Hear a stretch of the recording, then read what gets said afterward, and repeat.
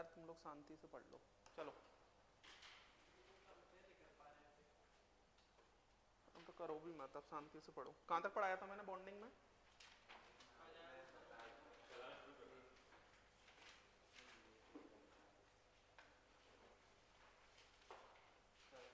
Factors affecting polarisation of anion में size तक किया था।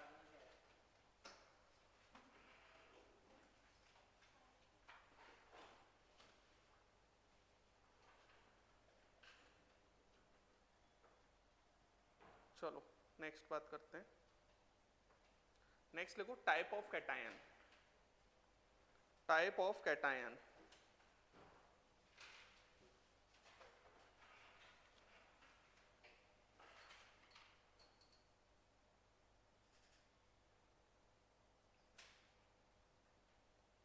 टाइप ऑफ कैटायन, अभी तक मैंने सिखाया चार्ज और साइज, है ना। अभी तक मैंने आपको क्या सिखाया? चार्ज और साइज। नेक्स्ट हम बात करते हैं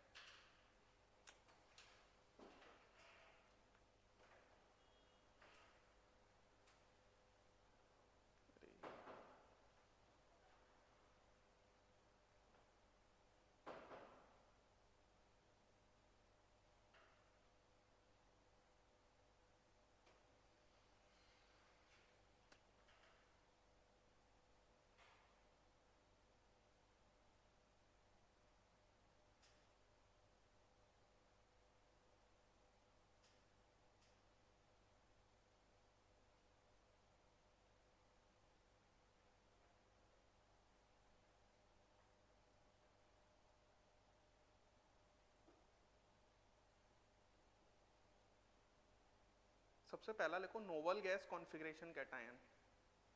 Nobel gas configuration cation. Nobel gas configuration cation.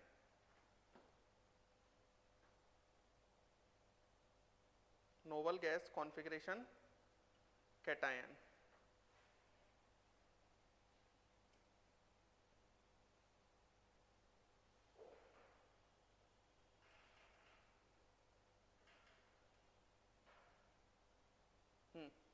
अब नोबल गैस कॉन्फ़िगरेशन कैटायन में एक लाइन लिखो, cations having,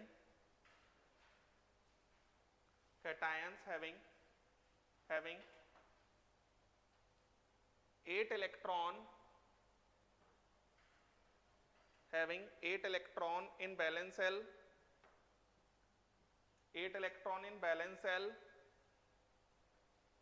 8 electrons in valence shell or 2 electron in first cell, or 2 electrons in first cell, 2 electrons in first cell।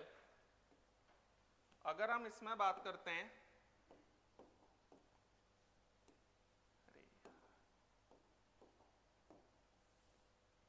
General outer electronic configuration, NH2 NP6 और 1H2। समझ में आ रहा है? ये Nobel gas configuration cation कहलाएंगे। इसमें सबसे पहला Li पॉजिटिव, है ना, Na पॉजिटिव, बात समझ में आ रही है बच्चों, K पॉजिटिव, B2 पॉजिटिव, उसके बाद B2 पॉजिटिव के बाद Mg2 पॉजिटिव, Ca2 पॉजिटिव। देखो कैल्शियम को अगर हम देखते हैं, मैं कैल्शियम देख लो, 1s2 2s2 2p6 3s2 3p6 4s2, 4s वाले चले जाएंगे तो 3s2 3p6 बचेंगे ना। उसके बाद और कौन आ जाएगा? Al प्लस 3, बात समझ में आया? Al प्लस 3 ये आ जाएगा। उसके बाद और भी बहुत सारे हो सकते हैं। अगर हम Al प्लस 3 की बात करते हैं, चलो इतना ही रख लेते हैं, एक्सेट्रा। अब बच्चों अगर हम देखते हैं, नेक्स्ट होता है pseudo noble gas configuration, pseudo noble gas configuration cation, pseudo noble gas configuration cation.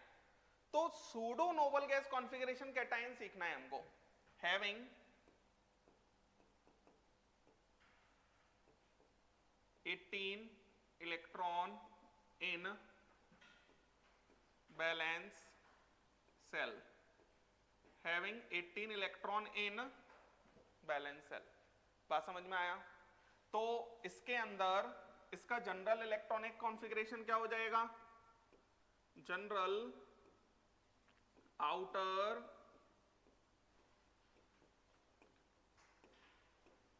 Electronic configuration NH2 NP6 ND10। समझ गए? इसमें आपको याद रखना पड़ेगा इसके एग्जांपल्स। जिंक +2, सोचो जरा, 3s2 3p6 3d10 बचेगा। जिंक के नीचे वाला कैडमियम, कैडमियम के नीचे वाला मरकरी, कॉपर भी हो जाएगा, कॉपर +1, सिल्वर +1 और गोल्ड +1, ये हो जाएंगे हमारे सारे के सारे। कॉपर +1 सोचो, 4s1 होता है ना, +1 चला गया तो 4s1 चला गया, तो अब क्या बचेगा? 3d10, तो 3s2 3p6 3d10।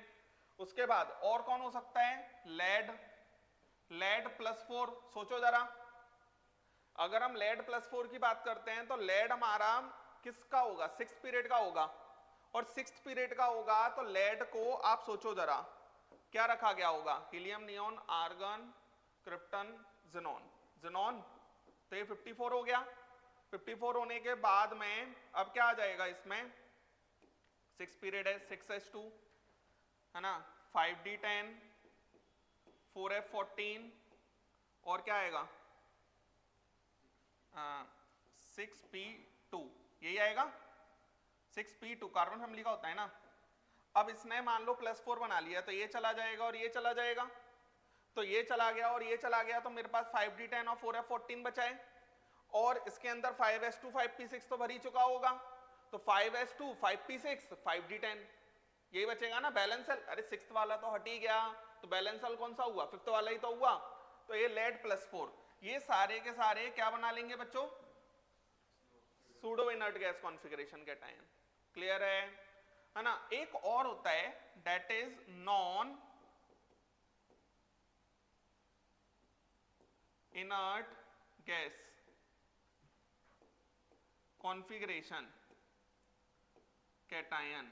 Non inert gas configuration cation क्या होगा? 18 + 2 इलेक्ट्रॉन, 18 + 2 इलेक्ट्रॉन कैसे? NH2 NP6 ND10 और N+1 H2 ऐसा, और N-1 H2 और NH2 NP6 और ND10, ये हो जाएगा। समझ गए? तो बैलेंस सेल में 18 इलेक्ट्रॉन उसके आगे दो, या फिर लास्ट सेल में 18 इलेक्ट्रॉन उसके पहले वाले दो। ये बात समझ में आ रहा है? मेनली हम इसकी ही बात कर रहे होते हैं। तो जैसे लेड है, अगर मैं लेड को +4 की जगह +2 बना दूं, कैसे बनता है? इनर्ट पेयर इफेक्ट के कारण बनता है, अभी आगे सिखाऊंगा मैं। +4 की जगह अगर मैंने +2 लिख दिया तो 6s चला जाएगा, है ना? सॉरी, कौन चला जाएगा? 6p चला जाएगा, कौन बच जाएगा? 6s, तो 5s2 5p6 5d10 और 6s2, that is non inert gas configuration cation. उसके बाद एक और होता है बच्चों, थैलियम +1, सेम कहानी बनेगी, लेड के जस्ट पहले ही तो आता है थैलियम। और एक और हो सकता है इसमें बिस्मथ +3, क्योंकि यहाँ p3 आ जाएगा इस कारण से। तो non inert gas configuration cation सिर्फ ये 3 बनाते हैं। डायरेक्ट क्वेश्चन आपसे पूछा जा सकता है, which of the following is pseudo noble gas configuration cation, which of the following is non inert gas configuration cation. समझ में आया? तो आपको पता होना चाहिए कि नॉन इनर्ट गैस मतलब 18 + 2 इलेक्ट्रॉन्स लिख लें, और नॉन इनर्ट गैस में सिर्फ ये 3, बल्कि आपके बोर्ड पे जितने लिखे हैं इन्हीं से काम बनना है। लिखो ये जल्दी से।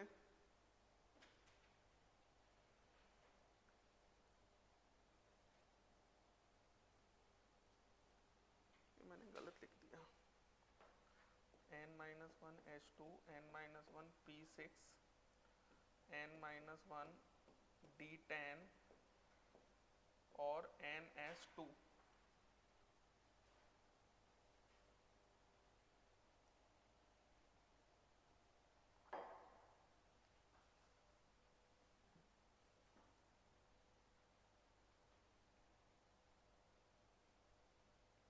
हम कैटाइंस की क्या पढ़ना चाह रहे हैं? Polarising power. उसके लिए हमने पहले चार्ज पढ़ा, फिर साइज पढ़ा, अब ये पढ़ा है।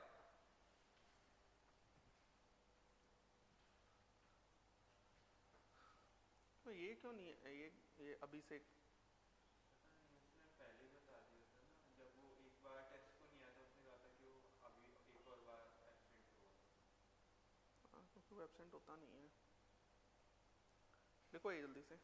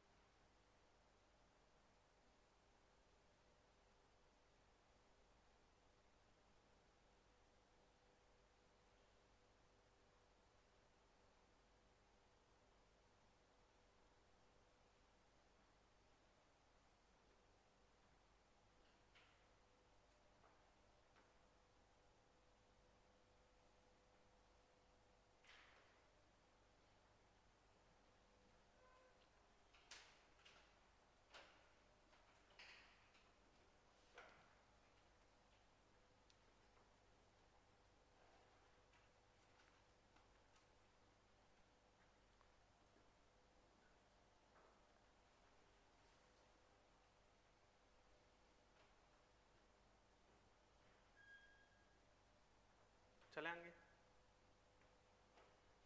एक लाइन लिखो बच्चों, pseudo noble gas, pseudo noble gas, noble gas and non inert gas, non inert gas configuration cation, non inert gas configuration cation has more phi value, has more phi value, phi मतलब समझते हैं ना, आयनिक potential, more phi value than noble gas configuration cation, then noble gas configuration cation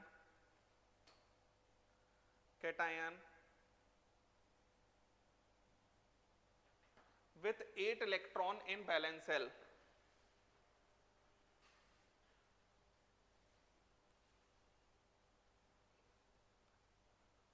irrespective irrespective of charge and size, irrespective of charge and size, except Al plus 3 and Be plus 2, except Al plus 3 and Be plus 2 cation, except Al plus 3 and Be plus 2 cation। बच्चों क्या बोला गया, polarising power किसकी ज्यादा है, pseudo noble gas और non inert gas configuration cation then noble gas configuration cation, मतलब वो कैटायंस में कोवेलेंट कैरेक्टर ज्यादा आएगा। जैसे कि मेरे पास ये लिखा है Ag पॉजिटिव, ठीक है, और Ba प्लस 2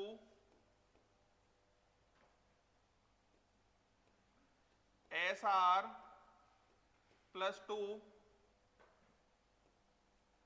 और Na पॉजिटिव, इनकी 5 वैल्यू कंपेयर करनी है।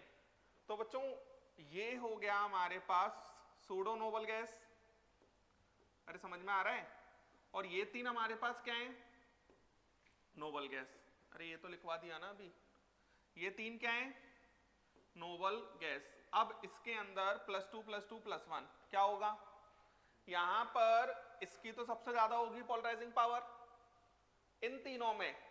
अब प्लस 2 वालों की प्लस 1 से ज्यादा, प्लस 2 वालों में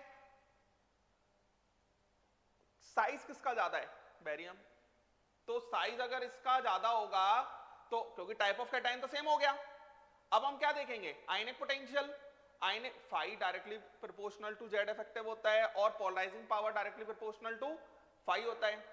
तो यहां पर चार्ज तो सेम है तो साइज देख लिया जाएगा, साइज के हिसाब से क्या हो जाएगा,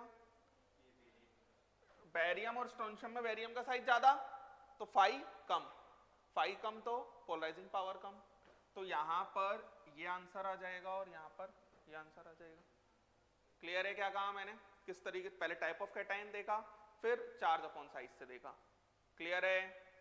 देखो इधर, अब अगर हम बात करते हैं, जैसे मान लो मेरे पास लिखा है copper plus 1, calcium plus 2, barium plus 2, ये हमारा फाई है, ये हमारा फाई, ये हमारा फाई, बताना जरा, ये हो गया सूडो,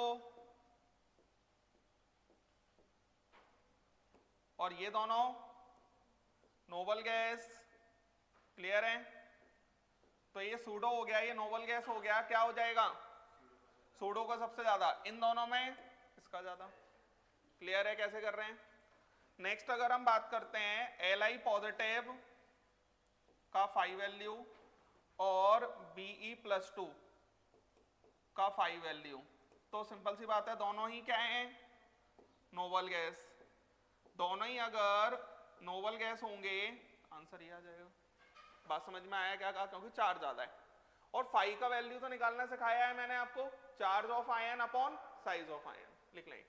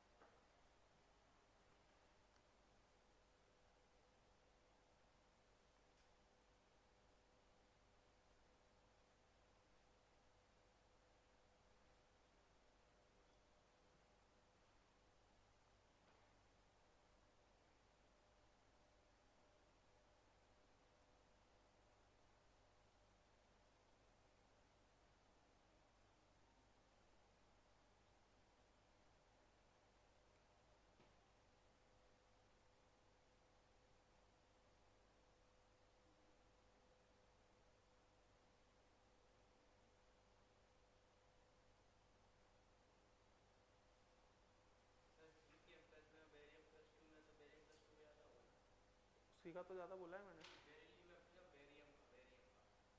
हाँ उसमें तो बेरिलियम ही होगा।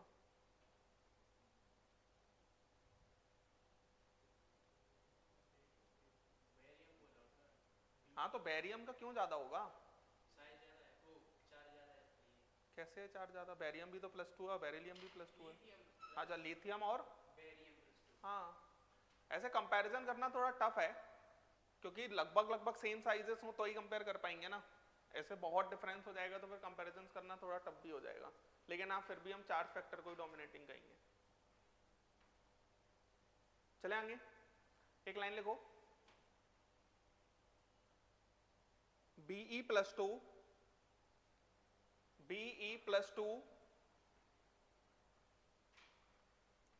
has Be+2 has maximum phi value.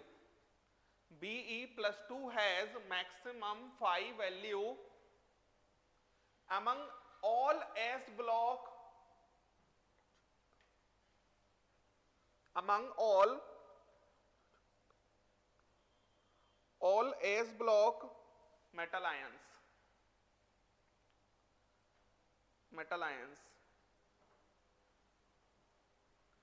ऐसा इसलिए होता है क्योंकि जैसे कोई भी एस ब्लॉक कैटायन फ्लोरीन के साथ कंपाउंड बना ले, वो सारे कंपाउंड आयनिक होते हैं, सिर्फ बेरिलियम का कंपाउंड कोवेलेंट होता है। बात समझ में आ रही है क्या कह रहा हूं मैं? लिख लो आगे line,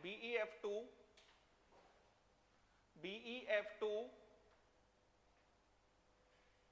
is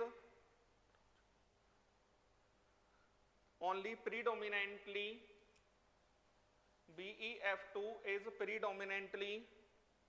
covalent fluoride compound.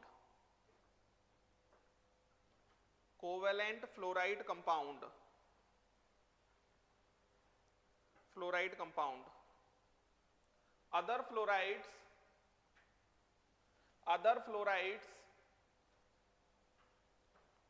are predominantly ionic.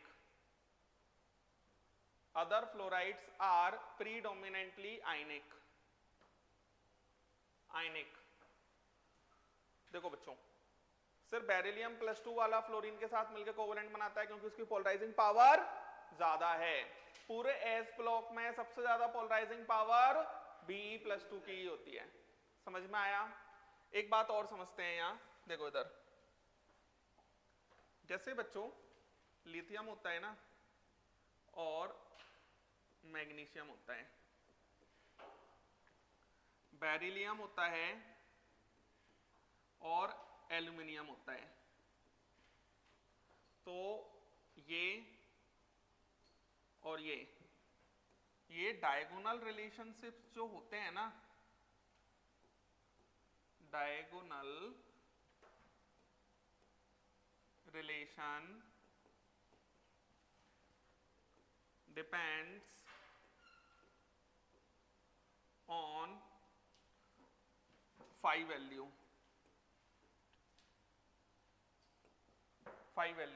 समझ में आ रहा है?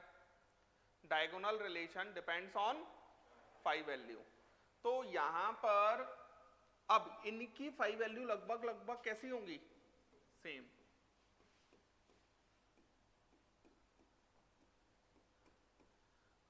Li पॉजिटिव और Mg2 पॉजिटिव की phi value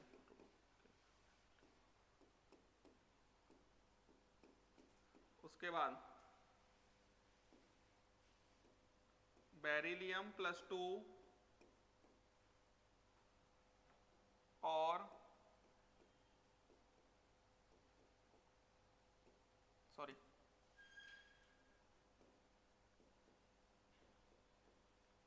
Al+3 और बेरिलियम, तो बेरिलियम की phi वैल्यू बहुत ज्यादा होती है, एल्यूमिनियम +3 से भी ज्यादा है। लगभग सेम क्यों है? क्योंकि ये डायगोनल रिलेशनशिप शो करते हैं। समझ में आया? अब जैसे मान लो मेरे को zinc, cadmium, mercury, zinc cadmium mercury, ये जिंक का phi, कैडमियम का phi, ये हमारा मरकरी का phi। तो यहां पर क्या होगा? तो यहाँ पर डाउन द ग्रुप जाने पर 5 वैल्यू बढ़ रही होगी डी ब्लॉक के अंदर, क्योंकि जेड इफेक्टिव हम बढ़ा रहे होते हैं। अरे जेड इफेक्टिव बढ़ता है ना, इस कारण से डाउन द ग्रुप जाने पर 5 वैल्यू बढ़ेगी। उसके बाद में सेम यही कहानी हो जाएगी, कॉपर +1, उसके बाद सिल्वर +1, उसके बाद गोल्ड +1, ये भी 5 वैल्यू क्या होगी, बढ़ेगी। हाँ, और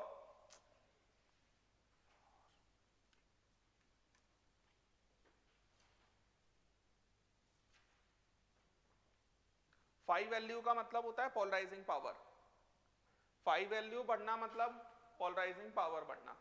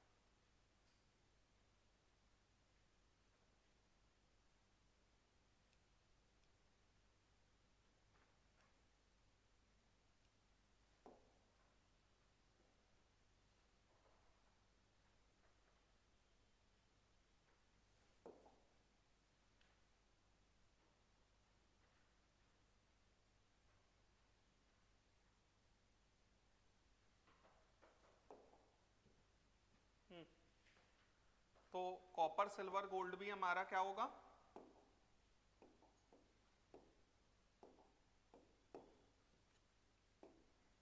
कॉपर सिल्वर गोल्ड, ये होगा।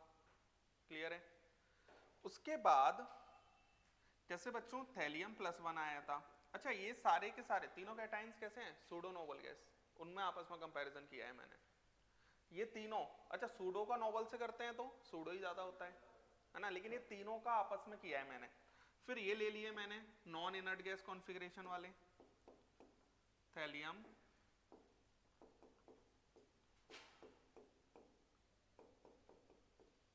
ये क्या होगा,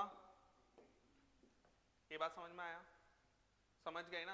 अब जैसे मान लो डी ब्लॉक में अगर D block partially field cation है, डी ब्लॉक पार्शियली फिल्ड, यार एक तो ना फर्स्ट वन पे बैठते हो, फिर ये शांति से बैठो ना। D block partially field cation है, तो डी ब्लॉक के अंदर जैसे D5 है, D6 है, ये ना तो सूडो नोबल गैस होंगे, ना नोबल गैस होंगे, ना नॉन इनर्ट गैस होंगे। तो D5 है, D6 है, D7 है, D8 है, मान लेते हैं D9 है, तो यहाँ पर जो 5 वैल्यू है वो हमारा बढ़ रहा होगा, लिख लेंगे। और 5 वैल्यू ज्यादा तो पोलराइजिंग पावर ज्यादा, तो कोवेलेंट कैरेक्टर ज्यादा, लिखेंगे।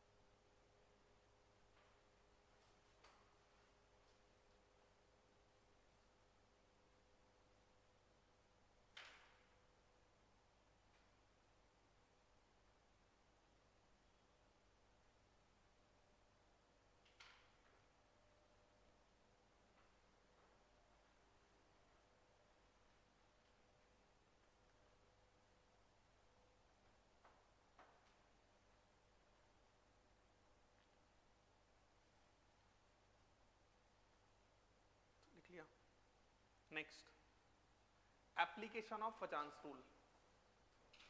Application of Fajans rule. Application of Fajans rule. Fajans rule लिखो as 5 value, as 5 value of metal cation increases, 5 value of metal cation increases, polarization of anion increases. यही होता है, polarization of anion increases.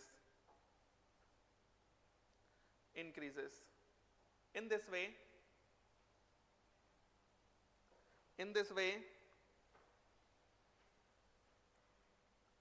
covalent character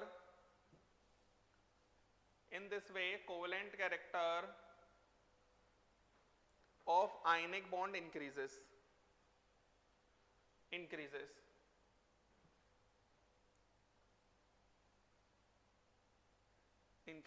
Relative ionic character decreases.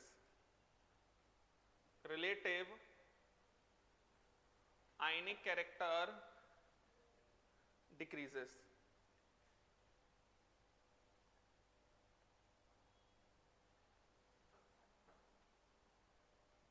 देखो इधर, जैसे मेरे पास ऐसा कुछ लिखा है बच्चों, KI, KBr, KCl और KF. ठीक है, तो यहां पर कैटायन कैसा है, सेम. एनायन कैसा है, अलग अलग.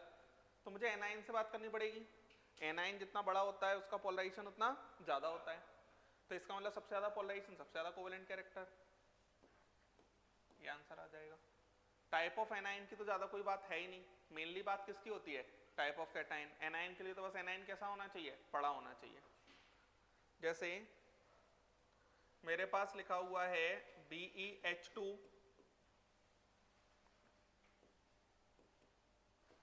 AlH3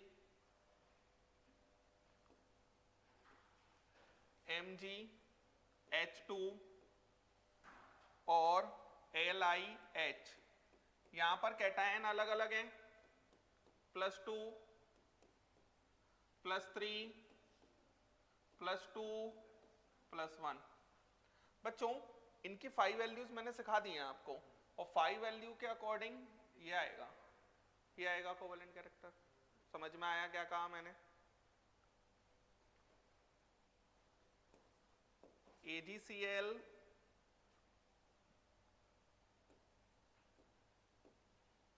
NaCl KCl RbCl CSCl. तो बच्चों ये हो गया +1, ये +1, +1, +1, +1. बताओ जरा, सबसे ज्यादा तो AgCl होगा, उसके बाद ये होगा.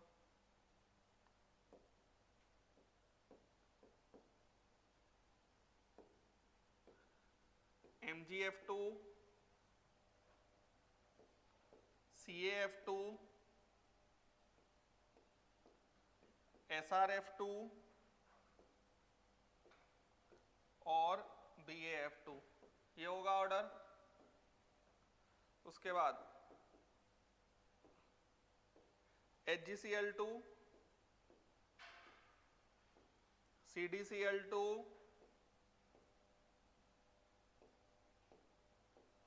ZnCl2. तो HgCl2 CdCl2 ZnCl2 ये हो जाएगा कोवेलेंट कैरेक्टर का ऑर्डर. ये बात समझ में आया? तो ये कोवेलेंट कैरेक्टर्स निकाल सकते हैं हम इससे. समझ में आया? पोलराइजर पावर जितनी ज्यादा होगी कोवेलेंट कैरेक्टर उतना ज्यादा होगा. पोलराइजिंग पावर किस पर डिपेंड करती है, 5 वैल्यू. लिख लें, बोलो.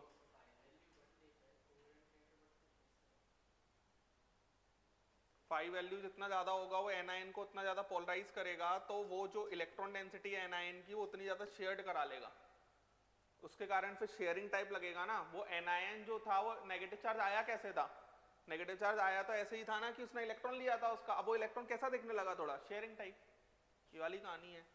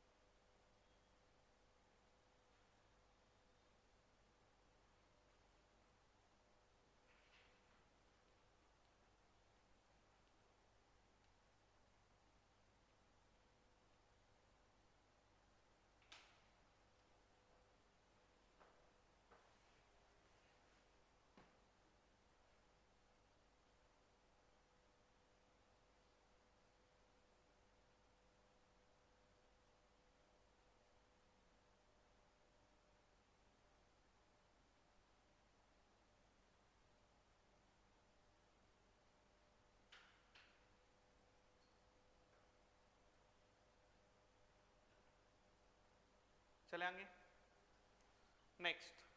अब ये पोलराइजेशन तो ठीक है, ये हो गया, कुछ और बातें भी सीखते हैं। थर्मल स्टेबिलिटी लिखो, thermal stability of ionic compound, thermal stability of ionic compound, of ionic compound, bracket में लिख लो, mostly S block metal salts, mostly S block metal salts, S block metal salts.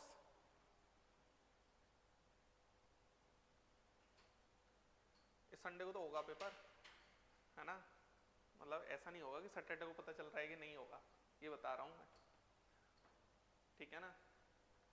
देखो इधर थर्मल स्टेबिलिटी में सबसे पहले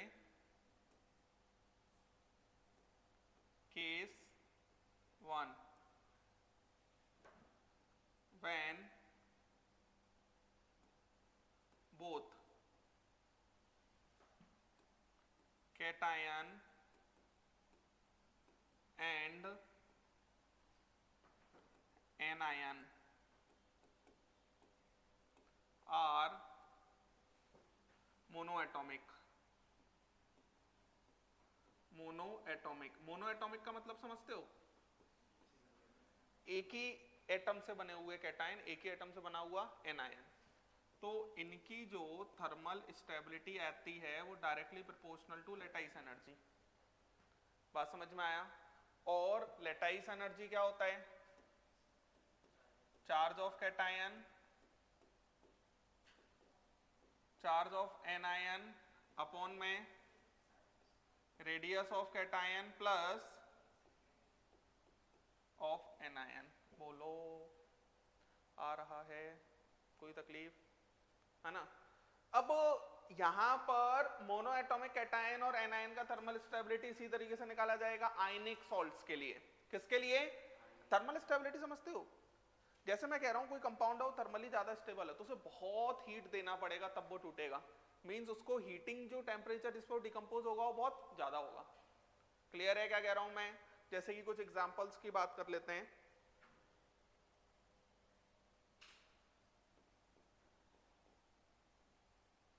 Ki, KBr, KCl और KF monoatomic है दोनों, +1 और ये -1, +1 -1, ये +1 ये -1, चार्ज तो सेम है, रेडियस मोनोएटॉमिक है, रेडियस बढ़ेगी तो लेटाइस एनर्जी कम होगी, लेटाइस एनर्जी कम होगी तो थर्मल स्टेबिलिटी कम हो जाएगी। तो यहाँ पर आंसर थर्मल स्टेबिलिटी का ही आ जाएगा। समझ गए सभी? चार नहीं तो हम किससे आंसर देते? चार्ज से। जैसे मेरे पास लिखा हुआ है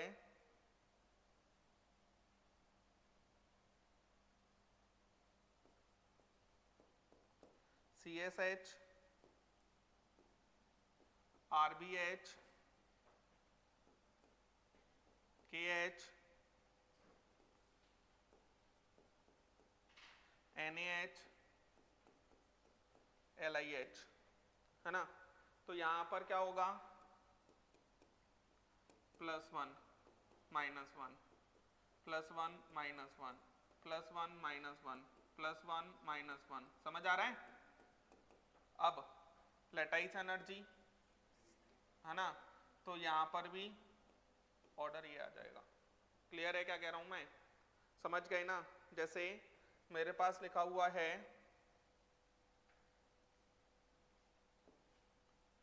BaF2, ये भी सिंगल कैटायन और एनायन से बना हुआ है, नंबर नहीं, सिंगल। अरे आ रहा है? SrF2 CaF2 MgF2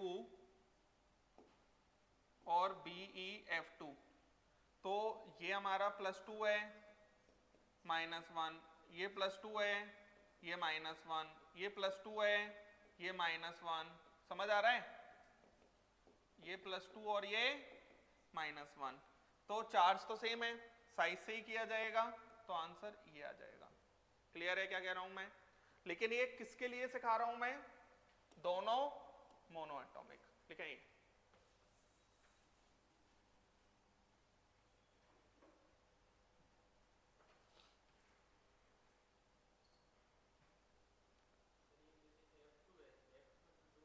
अरे यार तुम क्यों नहीं सीख पाते एक बार में? ये +2 और ये 2F नेगेटिव, ऐसा नहीं होगा? तो मोनो एटॉमिक ही तो हुआ।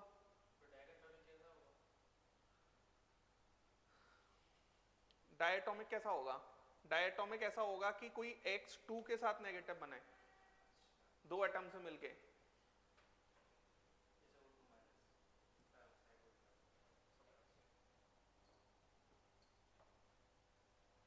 समझ पा रहे हैं ना?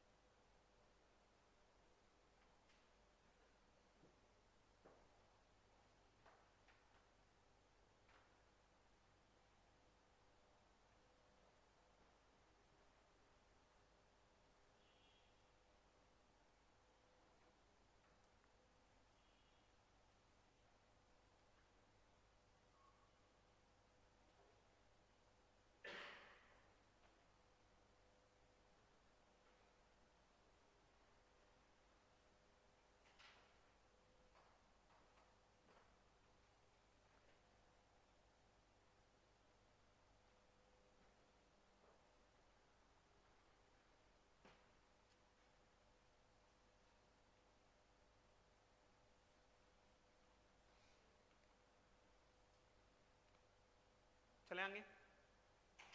नेक्स्ट लिखो बच्चों, केस 2। केस 2 केस 2 लिखो। when metal salt is having polyatomic anion having polyatomic anion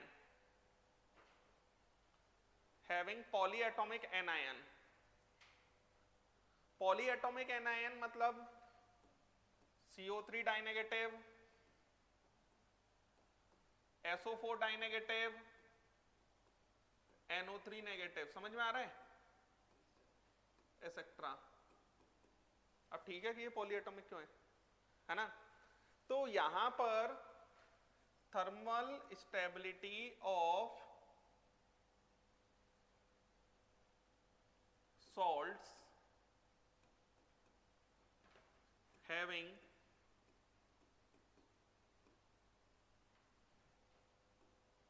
polyatomic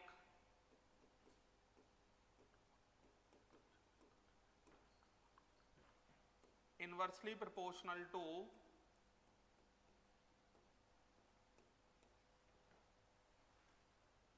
समझ में आया, इनवर्सली प्रोपोर्शनल टू वही 5 वैल्यू। अब इसके अंदर जैसे Li2CO3 लिखा है, ये समझ में आता है कि Li2CO3 कैसे बना, Na2CO3 ये कैसे बना, ये आता है क्या समझ। Na पॉजिटिव एल्कलाइन मेटल्स +1 में रहते हैं हमेशा, और एल्कलाइन अर्थ मेटल्स +2 में रहते हैं हमेशा।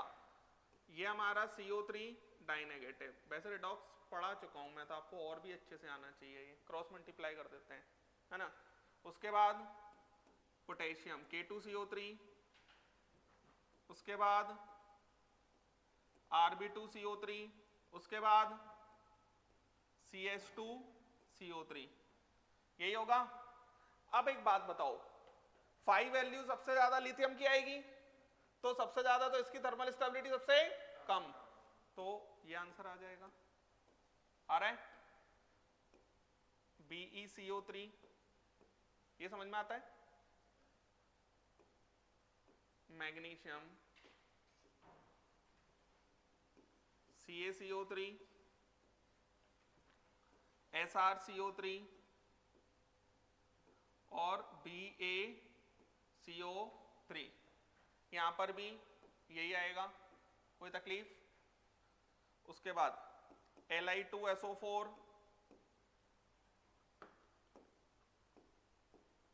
Na2SO4, K2SO4, Rb2SO4, CH2SO4, यही आएगा। उसके बाद BeSO4, MgSO4, CaSO4, SrSO4 और BaSO4, यही आएगा। नाइट्रेट्स के लिए भी ऐसा ही ऑर्डर आ रहा होगा, क्लियर है, लिख लें। तो थर्मल स्टेबिलिटी कभी भी पूछा जाए तो 2 केसेस बनेंगे, उसके अकॉर्डिंग हम आंसर दे देंगे। लिखें ये जल्दी से।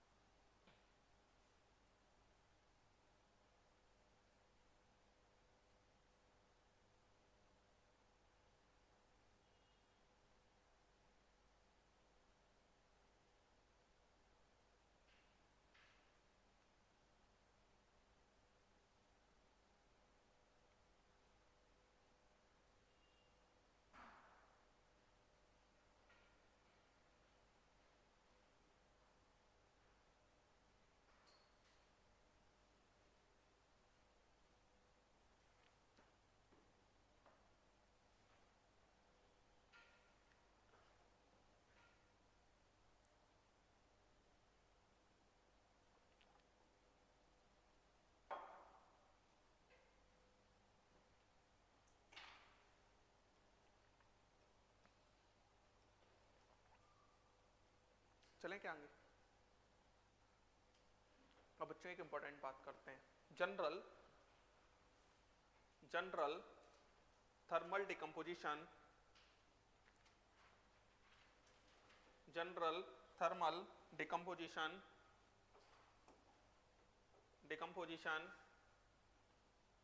of metal carbonate salts, general thermal decomposition of metal carbonate salts.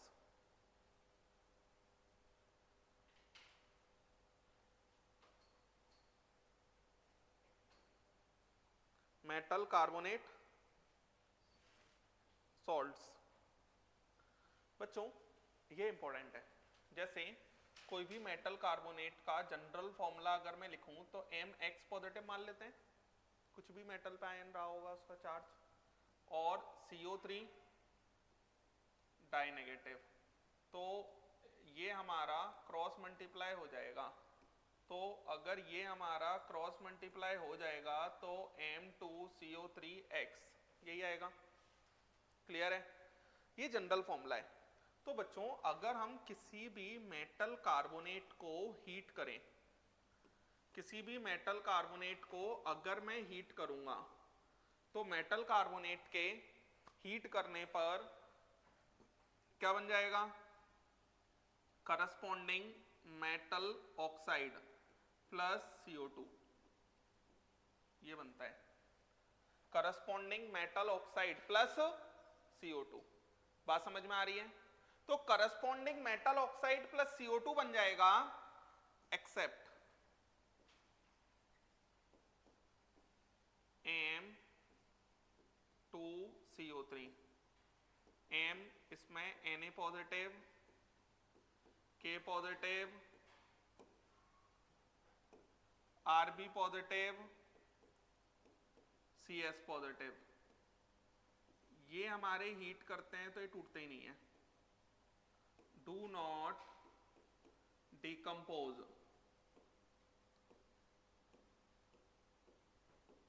But melt at high temperature. टूटेंगे नहीं, क्या हो जाएंगे? मेल्ट हो जाते हैं। बस हीट देते जा रहे हैं, देते जा रहे हैं, देते जा रहे हैं, कुछ नहीं हो रहा, बस क्या होगा? पिघलना चालू हो जाएंगे। बात समझ में आ रहा है? अब यहां पर जैसे मान लो Li2CO3 है, तो Li2CO3 को आप हीट करो, क्या बन जाएगा? Li2O plus CO2। MgCO3 इसको आप हीट करो, MgO प्लस CO2। उसके बाद ZnCO3 इसको आप हीट करो, क्या बनेगा? Plus CO2। उसके बाद CaCO3 इसको आप हीट करो, CaO प्लस CO2। अरे समझ। अब यहां पर दो और बातें सीखो। Ag2CO3 है, silver oxide Ag2O plus CO2 बनाएगा, लेकिन ये ना अनस्टेबल होती है, कभी भी सिल्वर ऑक्साइड के फॉर्म में नहीं दिखेगा, टूट जाएगा। किस में टूट जाएगा? 2Ag plus half O2। ये बात समझ में आया? सिल्वर कभी भी ऑक्साइड के साथ स्टेबल नहीं होगा। जो काम ये करता है वही काम मरकरी कार्बोनेट भी करेगा, मर्क्यूरिक कार्बोनेट कह सकते हैं हम इसे। इसके अंदर भी HgO प्लस CO2 बनाएगा, और ये भी हमारा कैसा होगा? अनस्टेबल। तो ये भी हमारा किस में टूट जाएगा? Mercury plus half O2। तो सिल्वर ऑक्साइड और मर्क्यूरिक ऑक्साइड ये स्टेबल नहीं होते। ये बात समझ में आया? ये स्टेबल नहीं होंगे। आपने एक लाइन सुनी होगी नोबल मेटल्स। नोबल मेटल्स कौन कौन होते हैं? सिल्वर, गोल्ड, प्लेटिनम, है ना, और मरकरी। ये ऑक्साइड्स के फॉर्म में स्टेबल ही नहीं होते, ये टूट जाते हैं करस्पॉन्डिंग मेटल्स में। बात समझ में आया? तो ये क्वेश्चन पूछा जा सकता है आपसे कि Ag2CO3 को हीट करेंगे तो क्या क्या बनेगा। बात समझ में आया? लिख लें। बाकी सबके साथ normal trend, oxide plus CO2 बना दो। लिखें ये जल्दी से, ये हीटिंग इफेक्ट आपसे पूछे जा सकते हैं।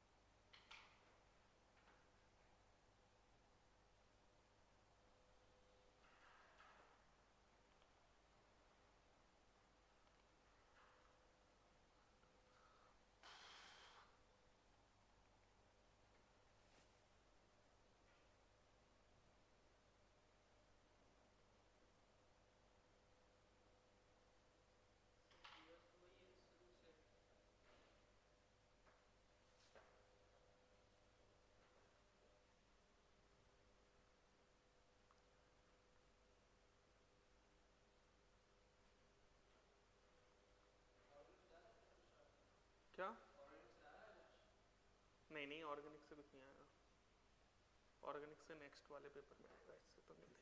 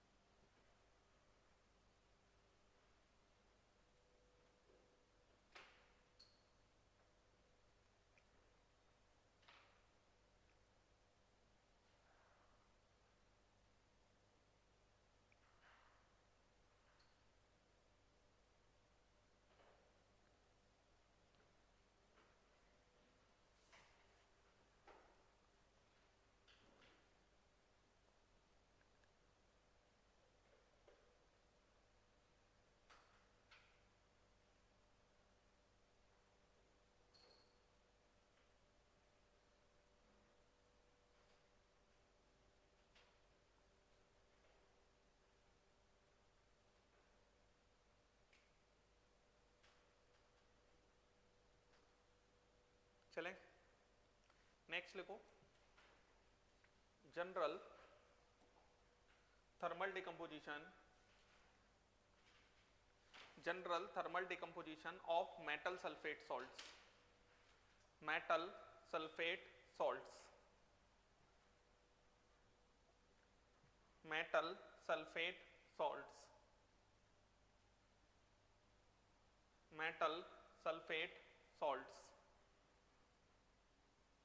देखो इधर, अगर हम मेटल सल्फेट सॉल्ट्स इनकी बात करते हैं तो कैसे क्या होगा, जैसे कि M2SO4X है, फिर से वही वाली बात है, इसको आप हीट करोगे ना तो मेटल ऑक्साइड प्लस XSO3, और ज्यादा हीट कर दिया तो ये SO2 प्लस हाफ O2 में भी टूट जाएगा। बात समझ में आ रहा है? लेकिन हम यही मान लेते हैं, accept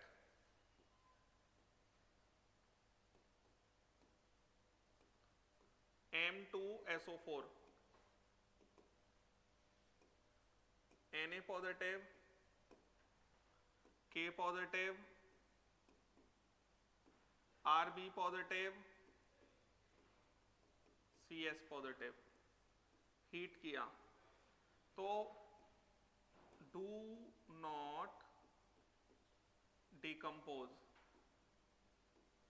do not decompose but melt at high temperature। तो अच्छा, लिथियम इसमें अलग रहता है, लिथियम मैग्नीशियम जैसा काम करता है हीटिंग में, ठीक है ना, ये हमारा हीट किया, क्या बन जाएगा? Li2O plus SO3। उसके बाद MgSO4 क्या बनेगा? MgO plus SO3। उसके बाद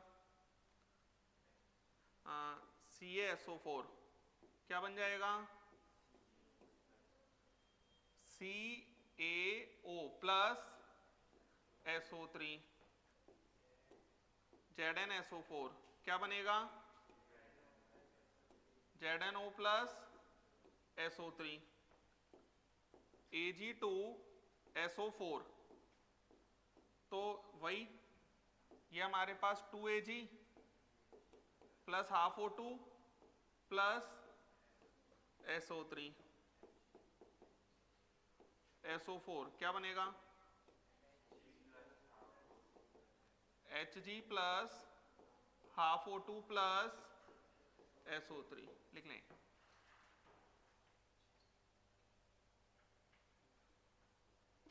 क्लियर है?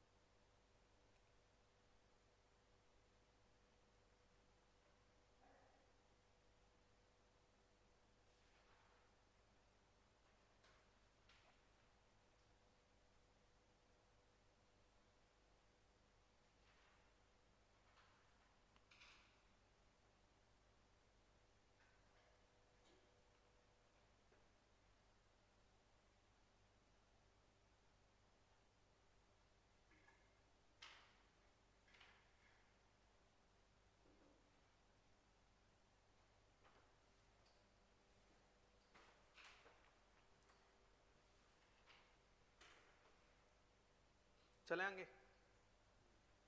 लिख लिया ये। लास्ट लिखो, जनरल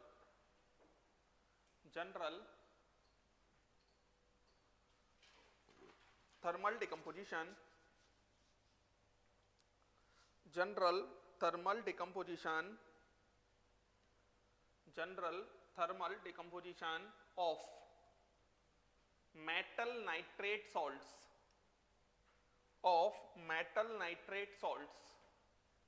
जनरल थर्मल डिकम्पोजिशन, ये सबसे ज्यादा इंपॉर्टेंट है तीनों में।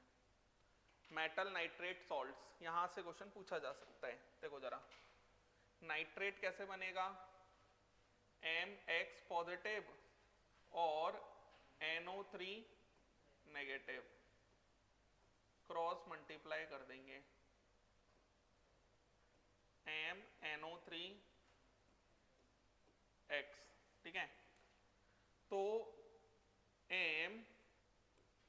MnO3X, इसको जब हम हीट कर रहे हैं तो ये क्या बना रहा है? ये हमारा M2OX बनाएगा plus XnO2 plus X/2 O2। M2OX यहाँ पर पर एक्चुअल में ये हाफ होगा, बैलेंस वैसे करना नहीं है, बैलेंस की जरूरत ही नहीं पड़ेगी, समझ में आ गया ना। तो ये ऑक्सीजन बैलेंस हो गया 3x, ये भी 3x, समझ में आ रहा है। एक्सेप्ट MnO3, M क्या हो जाएगा, sorry Na positive, K positive, Na positive, K positive और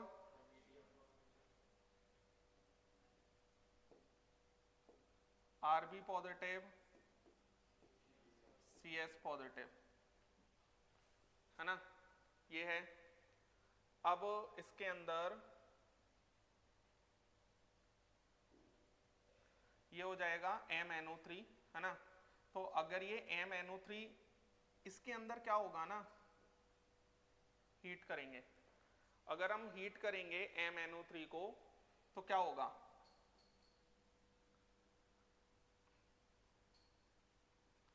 ये हमारा हीट होके M2OX बनाएगा, प्लस ये हमारा N2 बनाता है, समझ में आ रहा है ना, और ये हमारा O2 बनाता है।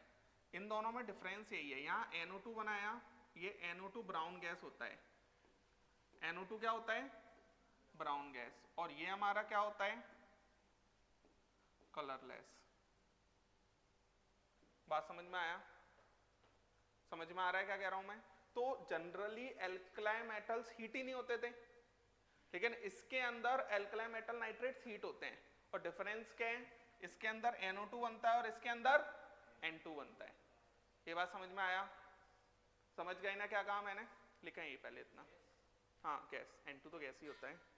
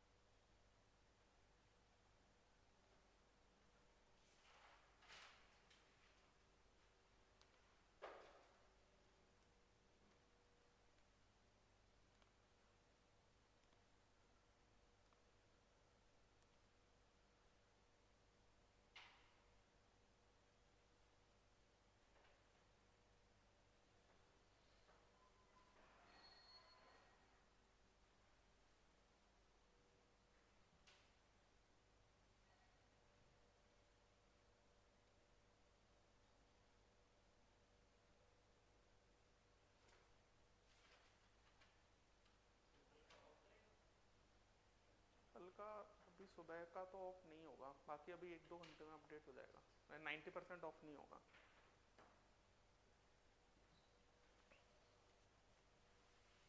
चलें, अब देखो इसके अंदर जैसे ये लिखा हुआ है, तो लिथियम नाइट्रेट, अच्छा लिथियम नाइट्रेट तो इसी के अकॉर्डिंग जाएगा, लिथियम नाइट्रेट तो ऊपर वाले के अकॉर्डिंग जाएगा, तो ये क्या बना देगा, Li2O plus NO2 plus O2, balance नहीं कर रहा हूं, ठीक है। Magnesium nitrate MgNO3 whole twice, इसको अगर हम हीट करेंगे तो MgO plus NO2 plus O2 ये आएगा, है ना। उसके बाद अगर हम ZnNO3 होल ट्वाइस इसको हीट करेंगे, ZnO plus NO2 plus O2 ये आएगा, समझ में आ रहा है। लेकिन अगर मैंने NaNO3 को हीट किया तो NaNO3 को अगर हमने हीट किया तो NaNO3 को हीट करने पर प्लस प्लस O2, क्लियर है। अगर हमने Ag2 सॉरी AgNO3, Ag +1 होगा ना, तो ये क्या बनेगा Ag plus NO2 plus O2, clear है। क्योंकि O2 ऑलरेडी बन रहा था तो उसी में ऐड कर दो, स्टाइकियोमेट्री अपने आप हो जाएगी। यहां पर HgNO3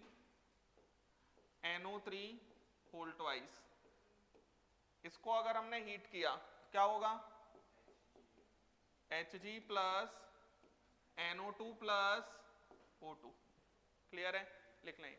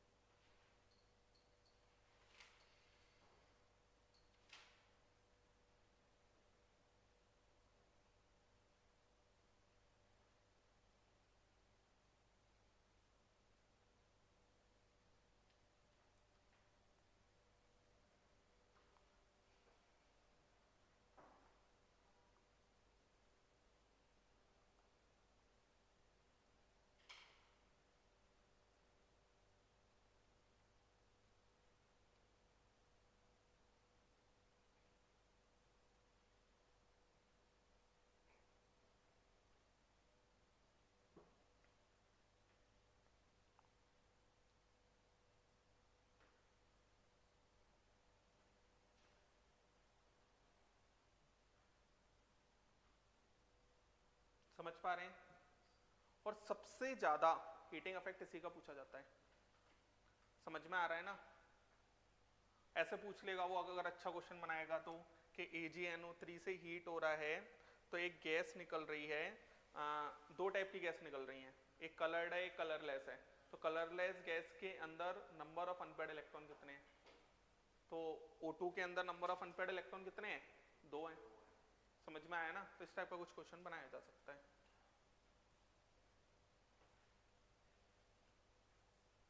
आ रहा है, समझ पा रहे हैं ना।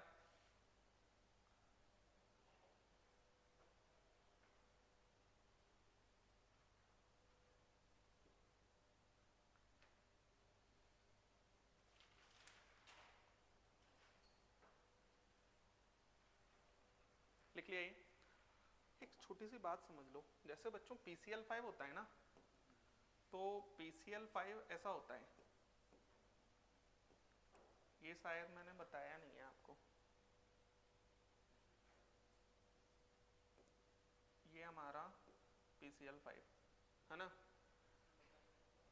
अरे अभी कुछ बताया ही नहीं है। तो ये हमारा PCl5 है, ठीक है।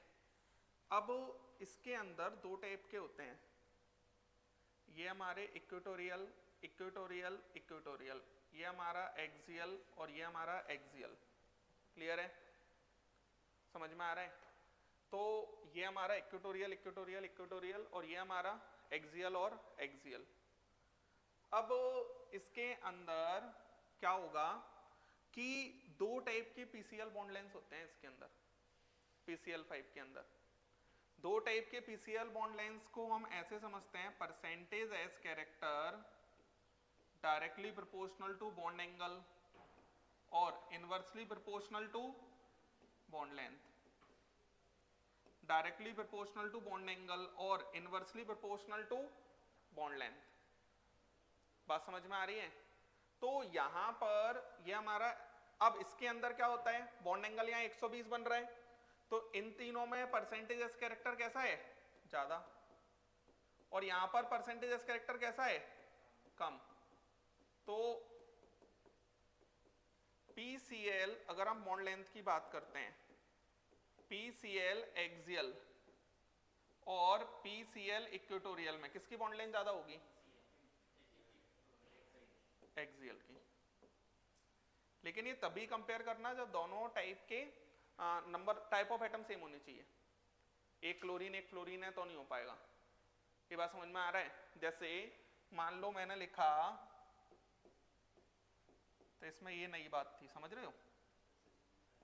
हाँ, ये है। अब इसके अंदर ये एक्सियल पर है, ये इक्वेटोरियल पर है।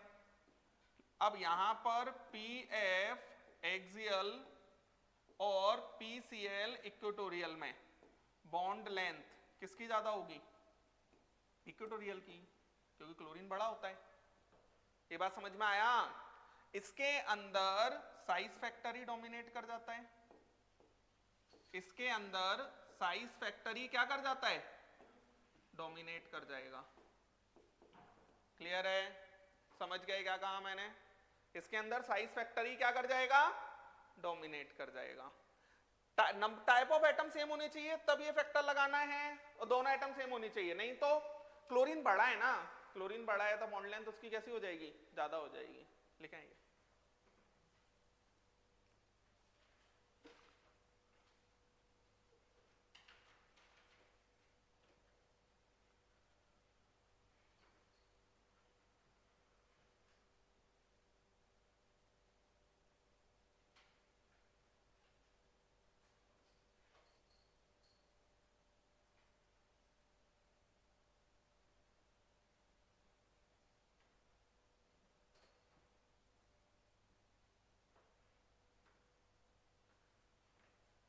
समझ में आ रहा है? ठीक है, इतना रखते हैं। अभी मैं